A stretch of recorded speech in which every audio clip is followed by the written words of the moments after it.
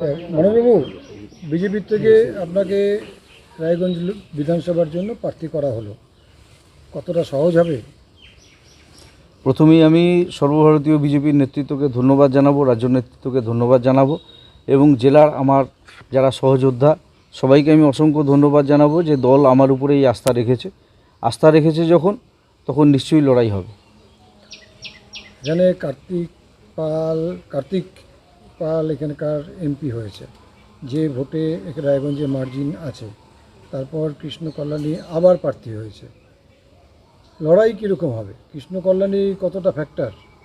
এখানে কৃষ্ণ কল্যাণী কোনো ফ্যাক্টর হবে না, তৃণমূল কংগ্রেসও ফ্যাক্টর হবে না, কারণ রায়গঞ্জের মানুষের দ্বারা তিনি প্রত্যাখ্যাত হয়েছেন।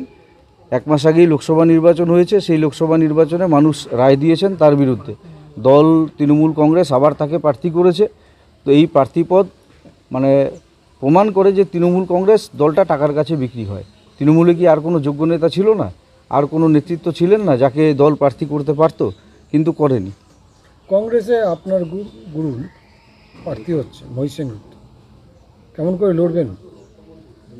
দেখুন, মহিষ সেনগুপ্ত, আমি কংগ্রেস করতাম, যুব কংগ্রেসের আমি জেলা সভাপতি ছিলাম, উনি জেলা সভাপতি ছিলেন কংগ্রেসের। উনি নিশ্চয়ই গুরুজন প্রণম্য ব্যক্তি, ওনার প্রতি আমার ব্যক্তিগত জীবনে শ্রদ্ধা ছিল, আছে, থাকবে।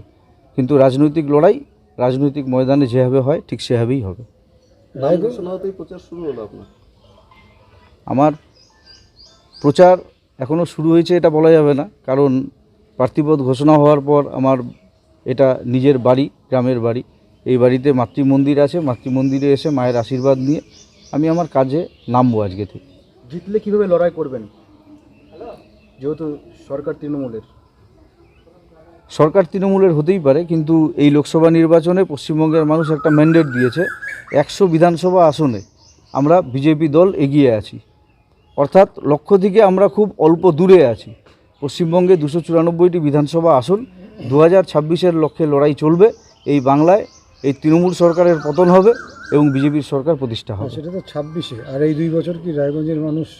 এই 2 বছর রায়গঞ্জের মানুষের জন্য একজন বিধায়ক হিসেবে যা দায়িত্ব, সেই দায়িত্ব অবশ্যই পালন করব। কৃষ্ণ কল্যাণীর প্রধান বিরোধী মুখ হিসেবে আপনি পরিচিত, সেই কারণেই কি আপনাকে প্রার্থী করলো দল? এটা দলের ঊর্ধ্বতন নেতৃত্বই বলতে পারবেন যে তারা কি কারণে আমাকে বেছে নিয়েছেন, সেটা নেতৃত্বরা তারাই বলবেন। প্রার্থী হয়ে কৃষ্ণ কল্যাণী বলেছেন 80% কাজ কমপ্লিট হয়ে গেছে, 20% কাজ তার বাকি রয়েছে, তার জন্য তাকে জেতানোর কথা বলেছেন। আপনি কি হিসেবে কাজ করবেন? কোনো উন্মাদ ছাড়া কেউ বলবে না রাজনীতিতে যে 80% কাজ সম্পূর্ণ হয়ে যায়।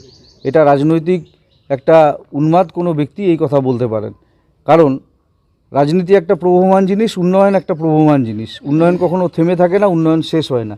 যুগের এবং সময়ের পরিপ্রেক্ষিতে অনেক নতুন নতুন কাজ আসে, সেই কাজগুলো আমাদেরকে করে যেতে হয়। স্বাভাবিকভাবেই উন্নয়ন চলবে, এটা ঠিক। সে যে রাজনৈতিক দল থাকুক, যিনিই জিতেন, সে তার মতো কাজ করবে। আর রায়গঞ্জের বুকে ব্যর্থ বিধায়ক হিসাবে রায়গঞ্জবাসী এই লোকসভা ভোটে 46,000 ভোটে রায়গঞ্জ বিধানসভা আসন থেকে তাকে পরাজিত করেছে। তার মানে 3 বছর তিনি যদি ভালো কাজ করতেন, তিনি বিধায়ক হিসেবে যদি সফল হতেন, তাহলে রায়গঞ্জের এই ম্যান্ডেট তো তিনি পেতেন না। ম্যান্ডেটই বুঝিয়ে দিচ্ছে যে তিনি কিছু করেননি। এই 46,000 প্লাস, সেটা কি আপনাকে বাড়তি মাইলেজ দেবে? অবশ্যই মাইলেজ দেবে। তার সঙ্গে আমাদের কার্যকর্তারা আছে এবং সাধারণ মানুষের আশীর্বাদ আছে বিজেপি দলের উপরে, রায়গঞ্জের মানুষের।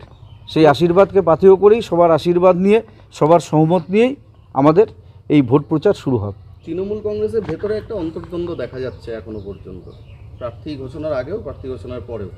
সেটা কি আপনাদের কোনো ফায়দা দেবে? সেটা তৃণমূল কংগ্রেসের বিষয়। আমরা আমাদের বিজেপির কথা বলে, মানুষের কাছে মোদিজির কথা বলে আমাদের ভোট চাইব। বিজেপির অনেক ক্যান্ডিডেট ছিল, অনেকে দাঁড়ানোর ইচ্ছা ছিল, তারা টিকিট পায়নি। তারা কি আপনাকে ক্ষতি করবে? দেখুন, যারা দল করে তারা কেউ ক্ষতি করবে না। তারা অনেকেই আমাকে ফোন করে সকলের শুভেচ্ছা জানিয়েছে এবং প্রত্যেকে আশীর্বাদ করেছে। তারা আমার সাথে এই নির্বাচনে লড়াই করবে।